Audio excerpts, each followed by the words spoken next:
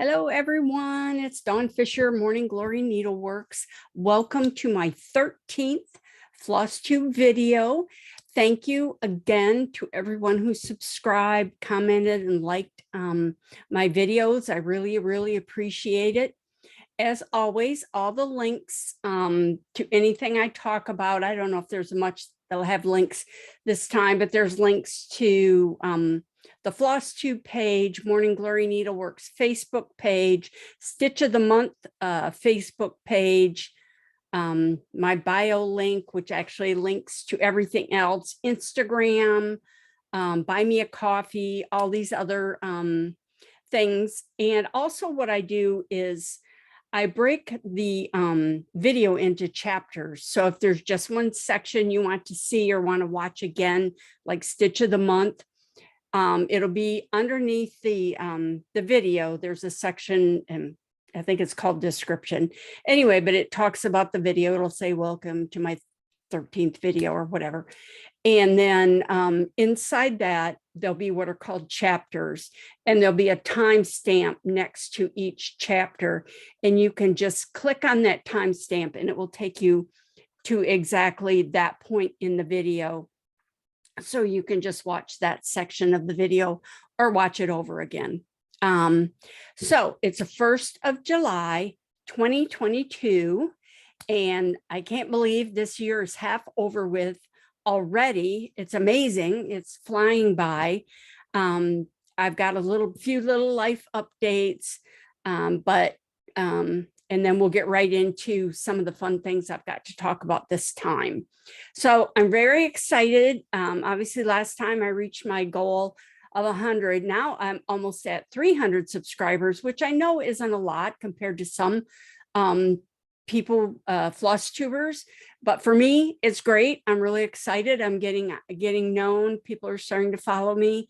My next goal is like 1,000 subscribers. So that'll be a big goal. I'll do something special for that, but I'm just really happy that my floss tube is growing, sometimes 2 or 3 a day, sometimes 10, sometimes more, depending on what I do.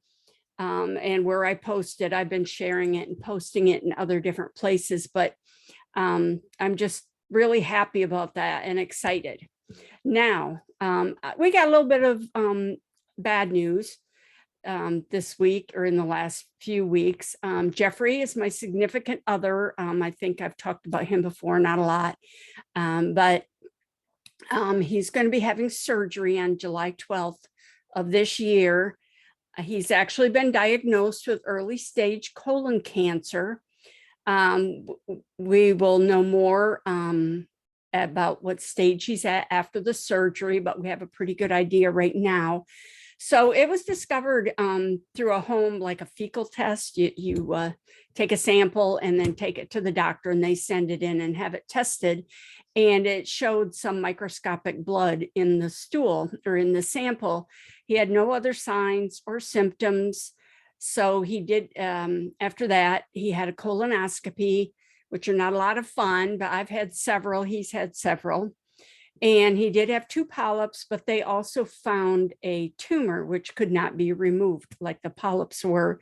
The doctor took a sample and sent it out and had it biopsied, and it did show some signs of cancer. He had a CAT scan, which showed it has not spread anywhere else. So he's going to have laparoscopic surgery, where they just cut the little holes and go in. And so it's the surgeon we're using, she's wonderful.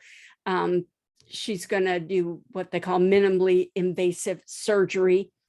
And he's going to be in the hospital after that, 3 to 5 days. They actually get you up and you walk the same day. She's going to remove a section of his colon, his sigmoid colon, about 10 to 12 inches long. And although, we're scared, we're worried, it was caught very early, and we're hoping for the best. I'll be able to share more in the next video, but any thoughts, healing thoughts, whatever you want to send our way, we would appreciate it. He's feeling fine. Like I said, he had no symptoms. That's why I can't stress it enough. Please go have your tests, get a colonoscopy. It depends on your age, and if you've had other, I have one every 5 years. My father actually had colon cancer, but that was back in the 80s, and they don't have the treatments that they have now. And they nobody talked about it back then. It was just, it wasn't something you talked about, you know, those kind of problems. But luckily we've caught it really early. So we've got, you know, we've got positive thoughts. He's doing real good right now. If you've watched my other videos, you know, last year, almost exactly a year ago, he had the lower part of his right leg amputated, but he's doing good. He's walking around. He's got a prosthesis. He does walk with a walker because he's a little unstable, but we're still working out 4 times a week, twice a week. We do strength, balance, and stretch exercises at the Y, and twice a week we did yoga. We did yoga today. So, and we love it, and we're going to keep doing it. He won't obviously be able to do it for a while, but I'm going to keep going with it. And I think this is going to help him recover too, because he hasn't just been sitting around since his surgery. We've actually been going and working out and walking around more. He's going to the grocery store with me now and stuff. He drives the cart around. So, and I push the big cart and he drives the little electric cart around. So anyway, other than that, that's kind of what's going on in our life. We did have, we did something we're proud of, because of his issues with his leg. He can't do a lot of stuff around the house yet, repair things, but we have a door to the outside in our bedroom, and it was leaking under the door. So we got some stuff to put on the bottom of the door, you know, to help seal it. And we couldn't get it on. And we finally ended up taking the door off, and it's a metal door. It's a heavy door. So between the two of us, and considering he uses a walker, I was pretty proud of us that we got this door off, laid it down, put the trim on the bottom, drilled holes, got it all in there, and actually got the door back on without the cats escaping out the back door. They were trying, and got the door back on, got the pins in and everything, and the door no longer leaks. So yay us. It takes us a little while longer, you know, to get stuff done, but we got it done. So we're proud of that. So that's our life in a nutshell right now. Updates to follow. So I like to talk about some items in my collections. Sometimes I talk about my samplers, and sometimes I talk about antique needlework tools or sewing related items I have. So this time I'm just going to talk about a couple little sewing accessories I have. They're antiques. This one, I bought this not too long ago. It's a needle book, and it's handmade. It's not real fancy. It's just a fun little wool needle book. You can see there's the person's initials, FA, and the date 1865, which is about time of the Civil War. So, but it's you know, it's in a rough shape, but it's sweet, and I like things like that. It's wool on a canvas or a linen. I don't know if you can see the weave of the linen there. Can't get it to focus real good. See the inside. Yeah, they tell you not to carry your threads. Yeah, they did back in those days too. So here's the inside of the front. You can see there's these are wool, felted wool, I believe, or just wool pages of the needle book. You see something got to this and ate a hole in it, kind of worked its way through. It's kind of dingy, but it's things like this, sometimes they speak to me, because somebody sat down, probably a young girl, and worked this wonderful little needle book. You can see the pages are outlined with blanket stitch. to finish the edges. And then it has this, there's actually even a back side. It's like a different color. So it's like a little book. And it's got this little metal button. If you can see it real well, it almost looks like if you just kind of glance at it, it looks like it's damaged. But if you really look at it close, it's almost like a snake skin or something decorative. It's not, it's metal. It's a metal button. And then she made this little detached buttonhole loop. She sewed buttonhole stitch over this loop to finish it off. And then the little button goes in there and keeps it closed. I don't know if this is supposed to be the front or the back, because if it opens like a normal book, this would be the front. And then she put her initials on the back. I may reproduce it someday. It's not real fancy. It's just kind of fun. It's actually kind of coming apart here, but there is no lining in it. It's just the linen. But that's one of the fun little things I'm going to share for today. Now, this other one, this is linen, and I'm not quite sure what it is. I believe it's a wallet or something similar. It may have been a sewing kit also. I'm going to fold it open. It opens up like this. This is the inside of it. And you can see there's little spots here. But what I want to show is you can see here, there's the name. Now, I guess it's better this way. There's the name, and this is written in ink. It's not stitched, is written in ink. And it says Giles Whiting and 98. Now, it's probably 1898. It's not 1998. I don't think it's 1798. I don't think it's that old, but it's made from linen, fairly heavy, dense linen, and it's embroidered with silk threads. Now, and there's also, this is because his name was Whiting. This is a metal initial, and it's attached, but it's metal. You can see here, it's kind of like it had prongs on the back, and then it's poked through the linen and folded over. So that had his initials on it. So that's the front, and the back is plain. Now, here's the inside of it. And you can see there's tabs here. This has got feather stitch, and then this is all hand sewn, straight stitches here to divide it off, but it's very small. So whatever was put in here had to have been something small because it folds up like this. So whatever was in there, now it could have been spools of threads, packets of needles, a small scissors. I don't know, it didn't have any attachments or anything in it. It's just this lovely feather stitch. And also on this side, there's an American flag. So I get the feeling this was someone in the military. So we have this American flag.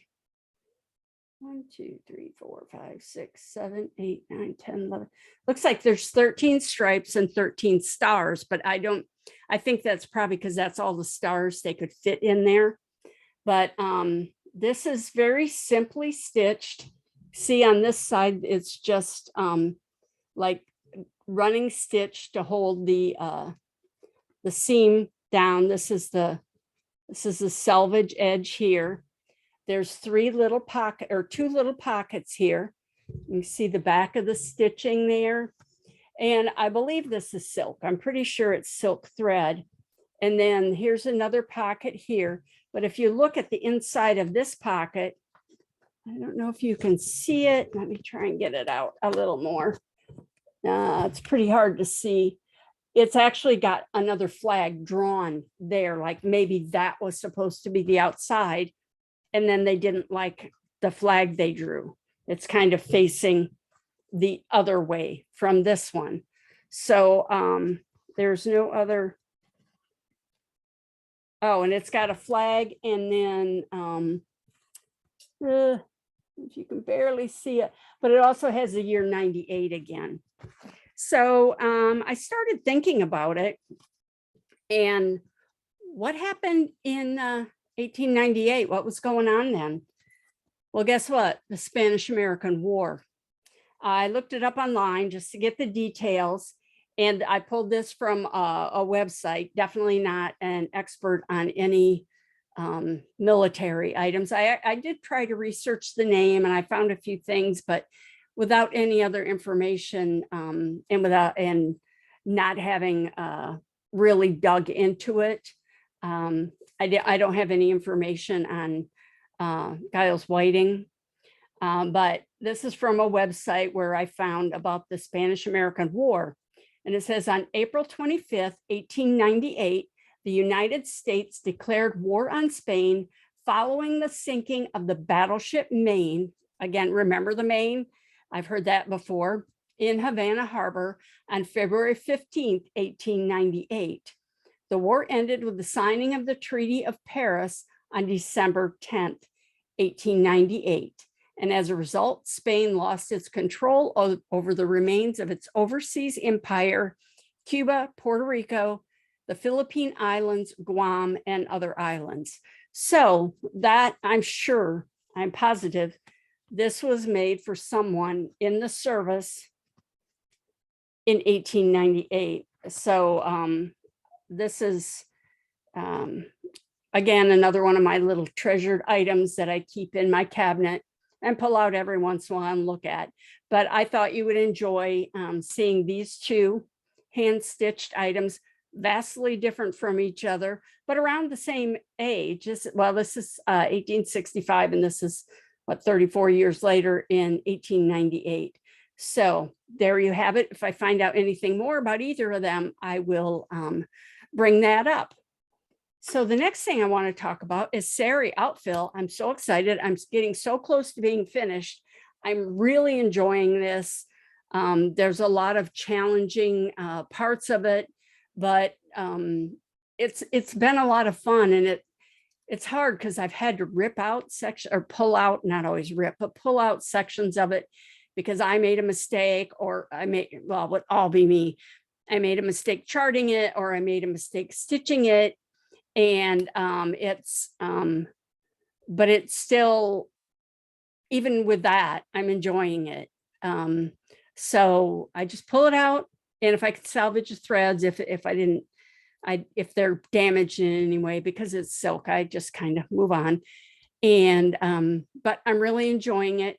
So what I want to do is pull up the last two sections of Sary, and then I'll show you where I'm at now, and you can see the progress I've made. So this is section 8. I think last time I showed pictures of section 7. This section's a little different. On the left half, you can see it's all double running stitch. And then on the right half is all cross stitch. This entire section is worked over 3 threads. There's a little bit of double running on the right-hand side. There's some acorns and a couple little frilly decorative items, but it's really pretty. I like the colors.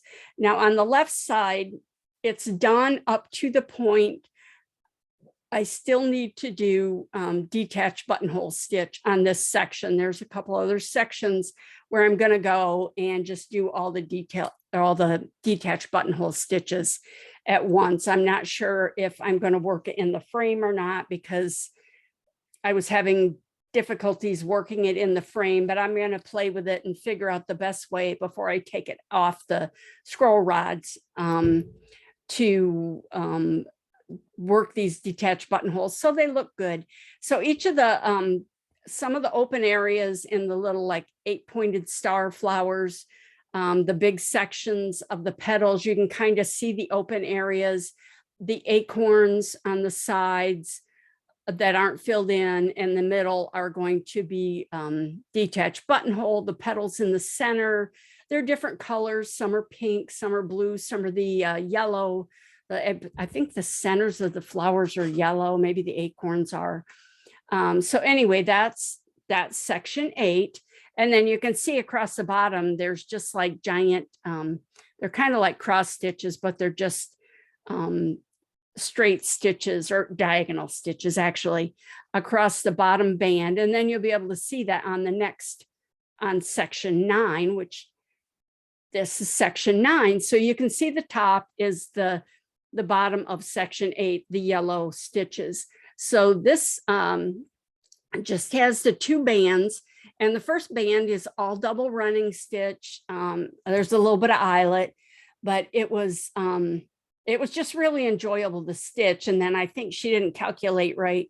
So you can see off to the right-hand side, there's another little flower. She just fit in there. And then the band below that is all cross stitch with a few little frilly double running tendrils on the band. This section is also stitched over 3 threads. So it's a little challenging, but not too bad. You just, because it's 46 count, the threads can be really tiny. So it's very easy to miss a stitch and then have to go back and fix it. Now the vine across the bottom that's off-white, I was at a stitching, we call it library stitch, where there's friends of ours that have been meeting.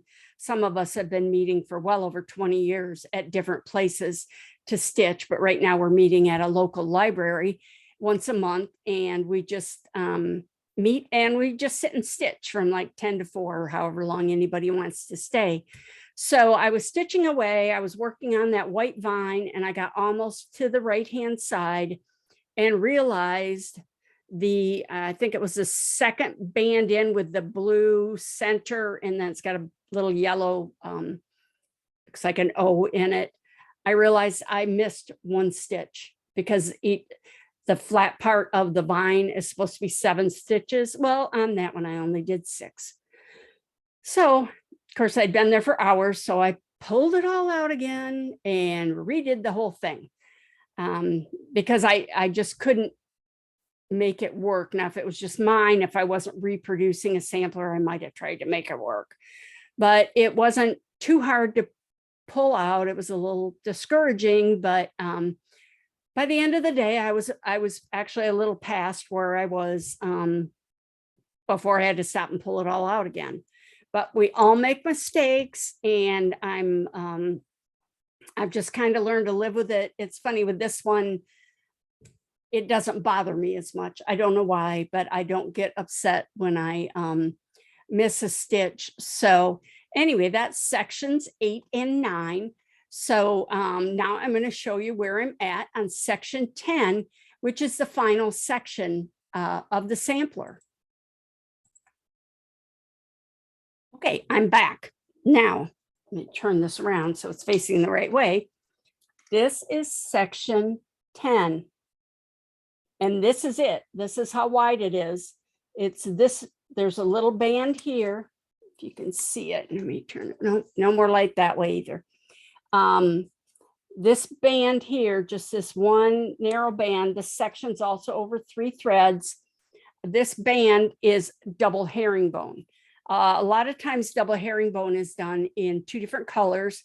This is all done in this one color. The color I'm using is called Biscotti. It's Classic Colorworks or Belle Soie silk. It's a very pretty, like a light pinkish tan, I guess. Tan with a little bit of a pink hue to it. And then there's these big vines here. And then there's going to be more of these curly cues. You can see I started in here. There's a flower. This is cross stitch.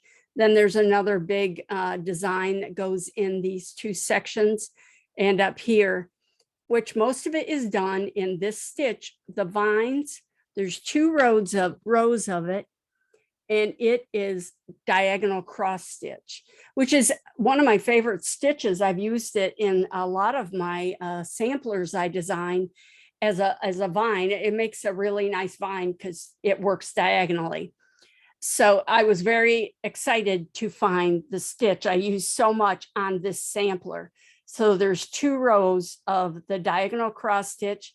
This straight part is just cross stitch. It's not diagonal, or it's not any fancy stitch. It's just cross stitch. But that, like I said, there'll be whole like curly cues that are flowers that are going to be in the center of this. There's another, this is a little cross stitch, like a cross. There's one that comes down here, and that one's in green. And then there's all these other curly cue like flowers in there. And then across the bottom, there's actually just 2 rows of back stitch, just plain old back stitch. I was surprised.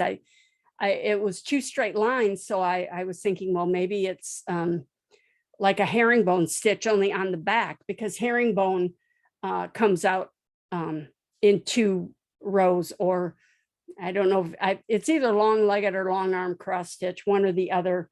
One works like railroad ties, and the other works like the railroad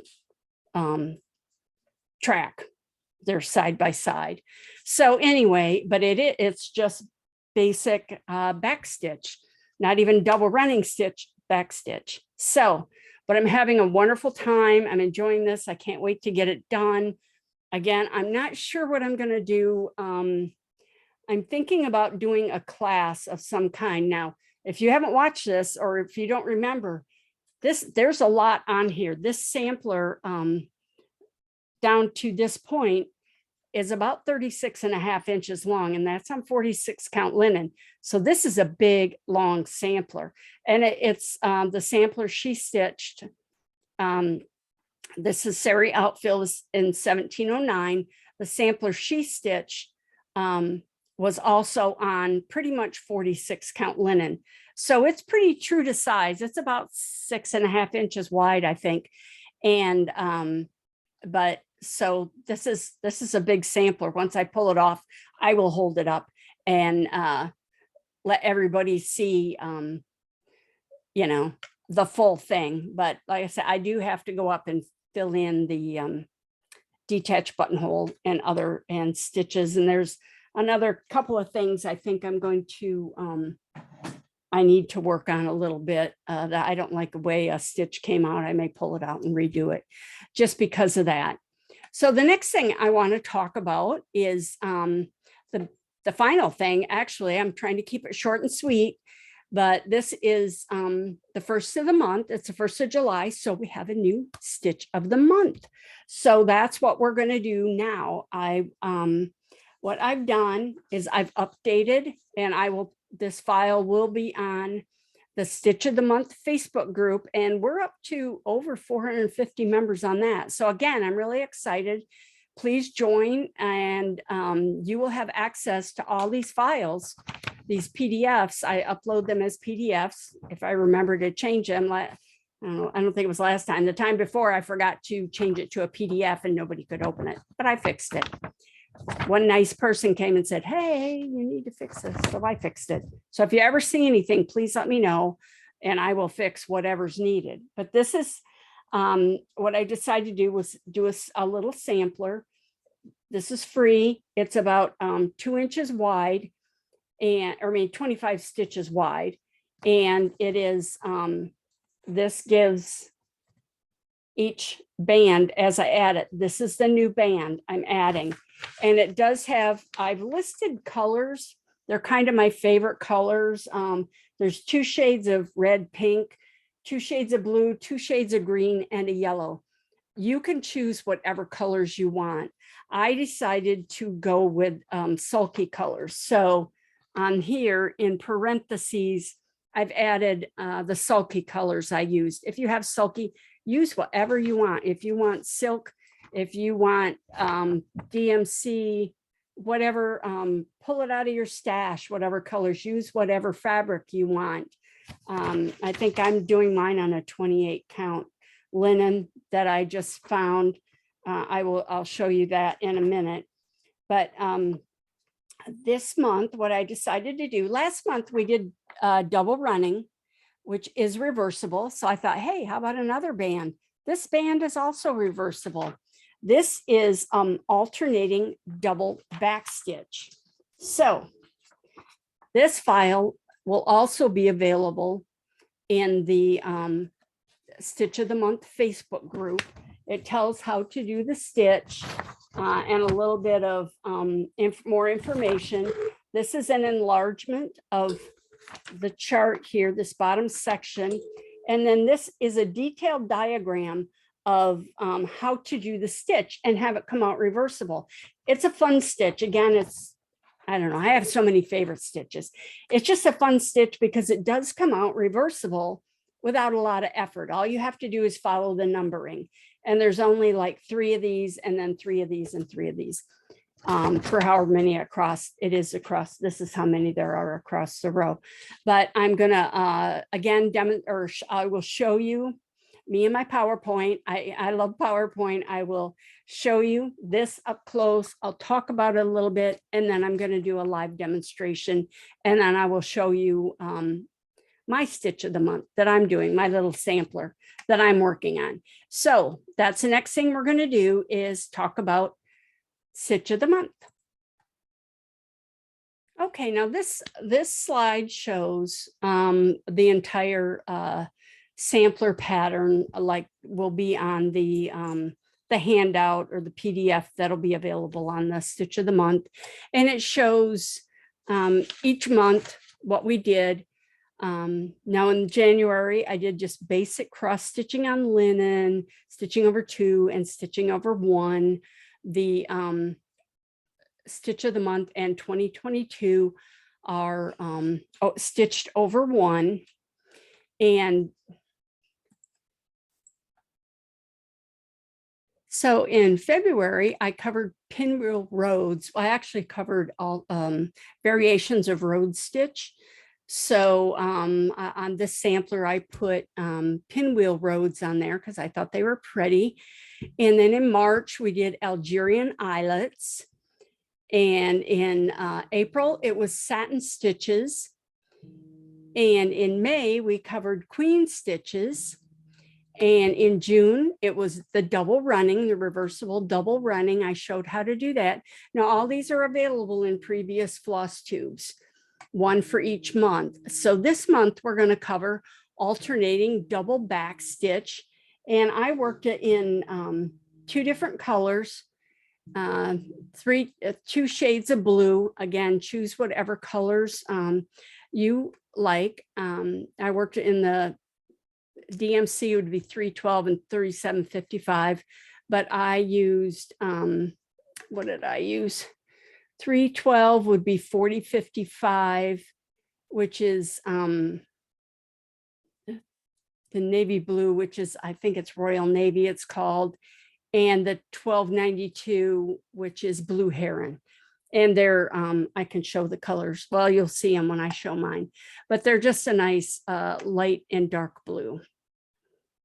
So here we have the alternating double back stitch.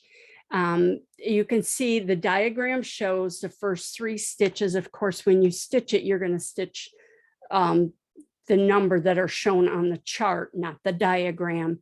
When you have a diagram, that's just for demonstration only.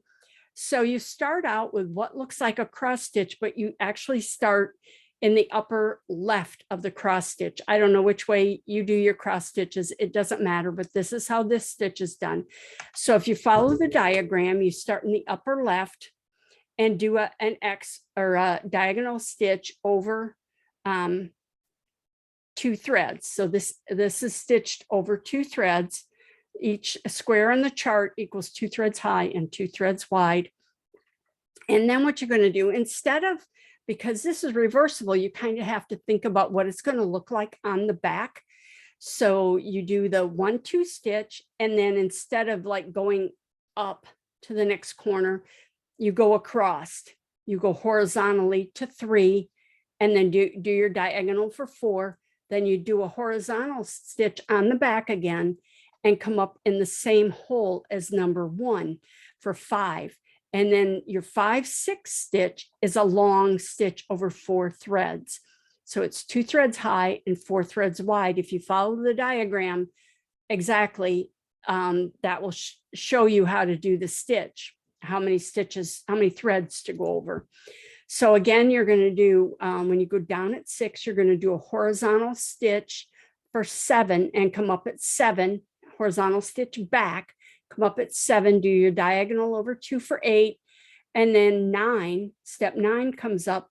Again, it's a horizontal on the back, comes up, shares holes with 4, and goes down at 10, which is 2 threads over from step 6. And then you're going to do another half across, which is a diagonal over 2 threads for 11, 12. And then 13, 14, you're going to start into the next section, which will be diagonal lines, will be horizontal lines on the front, but on the back, it will look like the first set of stitches you just did. So 13, 14 is actually, you would go down at 12 and then move back 2 threads and come up for 13, 14 and go come up at 13, go down at 14, and then you're going to do a diagonal on the back, come up at 15, go over for 16, 17 again as a diagonal. So it's pretty much what you did in the first little section, only on the back. So I will do a demonstration of this. Now, what I've done on this is I've also diagrammed the next row so you can see how they fit together. The second row is I've diagrammed it in gray and used uppercase letters instead of numbers to avoid some confusion. Now you can do them all in the same color. You can do them in different colors, whichever you prefer. Like I said, I did light and dark blue. So I'm going to go ahead and set this up and I will demonstrate the stitches for you. And then I'll talk about them a little bit more and show you my my stitches that I've done. Okay, here we go. This is this is plastic canvas. I believe it's 10, it might be 14 count, I'm not sure. But I'm going to demonstrate the stitches for you just like I have them. I don't have 2 shades of blue, I have red. And then I'll do the next row in blue so you can see, that way you can see a contrast. So I've come up here at 1. What you might want to think about with this is because I just kind of did a waist knot over here because I'm not actually going to finish it off on the back, but you may want to do an away waist knot or put your knot, if you're doing a waist knot, put it over here. Because you have to remember on the back of your first 3 stitches, it's going to be horizontal lines. So if you do a waist knot here, like you would do to when you're doing cross stitch and you're trying to catch a stitch on the back, it won't catch it because you're doing 2 horizontal lines of stitches. Actually, I'm going to zoom in on this a little bit more, maybe. There it is. Because it is over 2 threads. So I'm gonna, wrong way, kind of get it. There you go. Okay. And we'll focus that again, make sure we're focused. Okay, here we go. So, so I've come up, this would be the 1 stitch. So this is your upper left. So you're going to count down 2 threads and over 2 threads. That's your first diagonal. That's 1, 2. And then you're going to go horizontally across the back. Here's 3 and 4. So there's your first cross stitch. Now your next stitch is going to be a long stitch over 4 threads, 2 threads high, but 4 threads wide. So I'm going to come up in the same hole as 1 and count over 2 threads from step 2. So that's step 5, 6. Then we're going to do a horizontal across the back again. That would be 7, 8. Once you get the rhythm of this, you don't even have to really look at it anymore.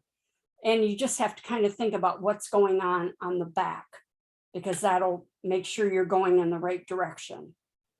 So I've come up here, that's 9, 10,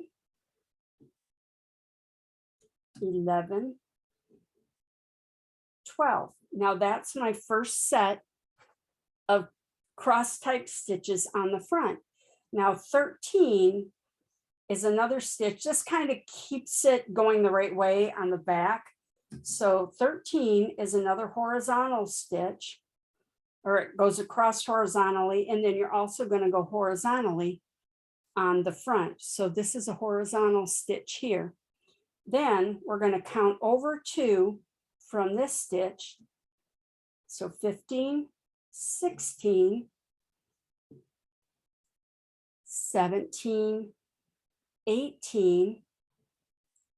So this is what the back looks like for these stitches here. There's 2 horizontal stitches there. So now we're going to do another long stitch to come 2 threads over from this step.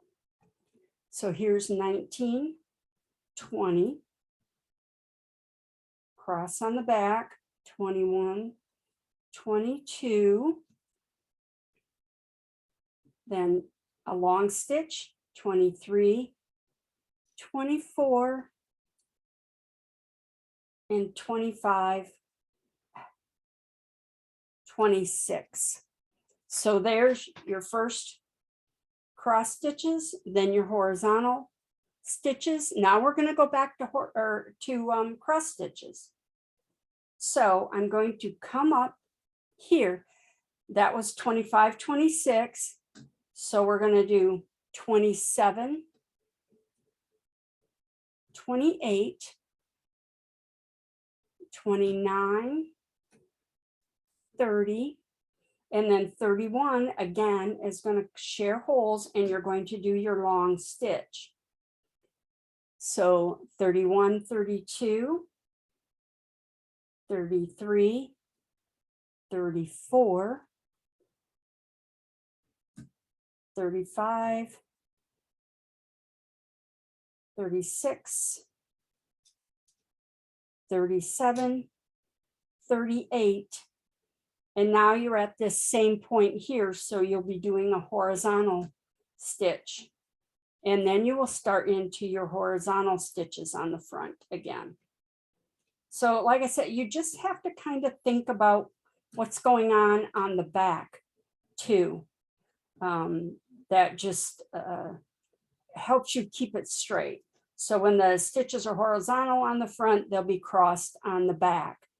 So let me do that. And then I think at the end of the row, you'll just be doing an X.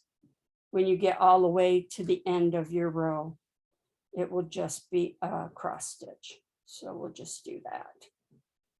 So there's how your row will end. I'm going to pull this up. I'm going to see if I can, I don't know if I can, yeah, I can zoom in even more. There. Just want you to be able to see how this goes together. And there we have it. It's kind of in focus. So, oops. And now what you can do when you end your thread, because in these sections that look open, you can kind of see through to the back, there's actually cross stitches on the back. So you could run your threads under these here. So if I ended the thread, if I was going to end it, I would run it underneath these stitches, and actually you won't be able to see it from the back either. It will, I'll show you on mine. So I'm going to start my next row in another color. So again, we're going to start at the bottom here. So this is step A. I am coming up at A and going down at B. So we're doing the exact opposite of this. It's just flipped the next row. So there's A, B. I'm going to come up here, C, D, E, F, and we're just going to continue across the row like that. And you'll be able to see how they fit together. That's I, J, K, L. And you can see the second row shares holes with the first row. It's not, there's no space in between. K, L, and then M is here, just like how we started here. You're going to come up here Got a needle there. There we go. So there's MN. O. P, and your stitches on the back again are going to be horizontal in this section.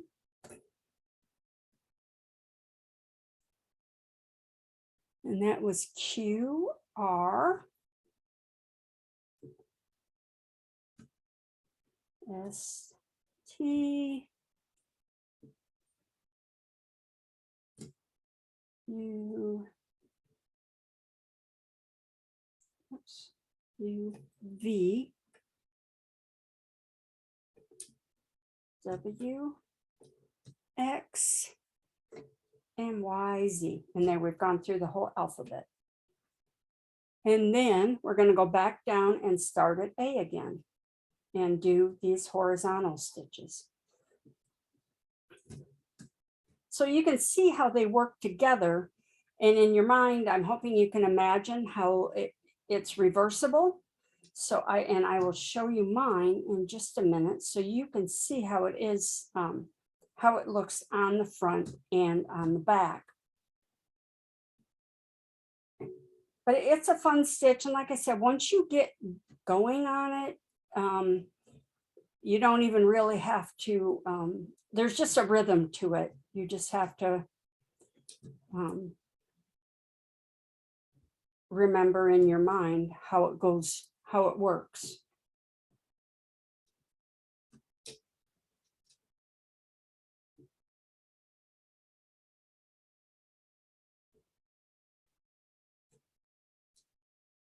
Just want to get to the end of the row here to kind of show you how this one ends. It's shown on the diagram, but I just want to make sure I do a little demonstration of it.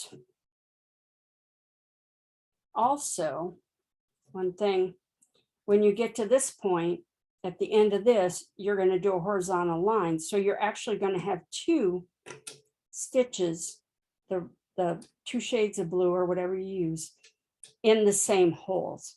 So you can see there's two stitches there, the red and the blue. And then I'm going to come over here and do this diagonal line and this diagonal line. So that's how your row will end, with these two, every other stitch. Now on the chart itself, there's actually 4 rows of stitching. You can do 2, you can do 4, whatever you want. I did 4 to kind of balance out. 2 just didn't seem wide enough to me, but they kind of balance out. So I'm going to show up close. Now this, like I said, this is 28 count linen that I have. It's just a scrap of linen I found probably from cutting up kits. It's about 4 feet long and 4 inches wide. So I thought it'd be perfect for this because I hope to be able to do this, continue to do the stitch of the month into next year. So then that will be 2023. So we might be able to work the number in there. So you can do this, you can use whatever you want. You need a linen and even weave. This doesn't work on Aida, or a lot of the stitches don't. Some work wood, but this is, you know, it's quick learning to stitch on linen. It's a good way to learn to stitch on linen and learn some new stitches. So here you can see this is my, if I can get in there, focus, kind of focused. This is my stitch of the month here, and I'm going to flip it over and you can see it's the same. Whoops, it's the same on the front and the back. Whoops, I got a little extra stitch there, but it's basically the same on the front and the back.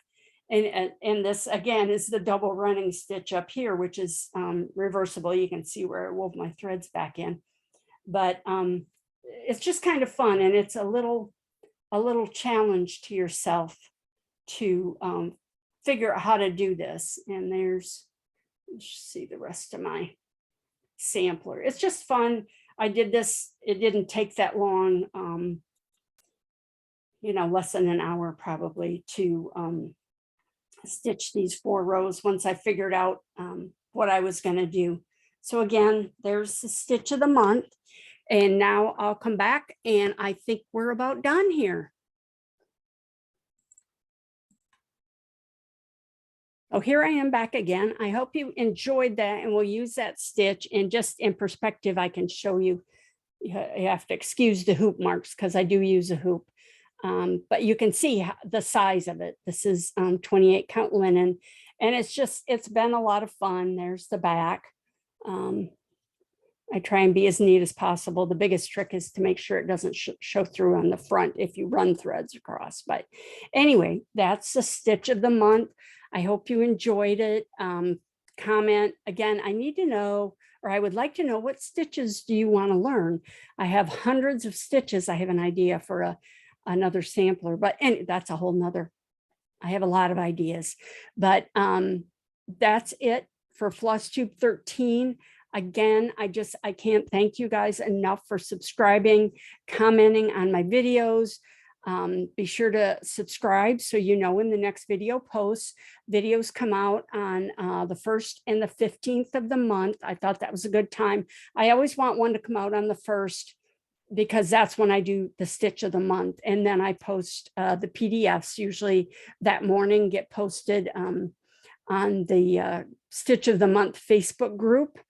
So anyway, again, all links are posted in the description or comment section of FlossTube. So I will see you again next month, or not next month, on the 15th of July. I'll have news about Jeffrey. Hopefully it'll be good news. I'm not, I mean, we're concerned, but we have high hopes that this is all going to be good. It's been a rough couple of years, but we've made it through this. So I think we can make it through anything at this point. But thank you again, and I will see you on the 15th.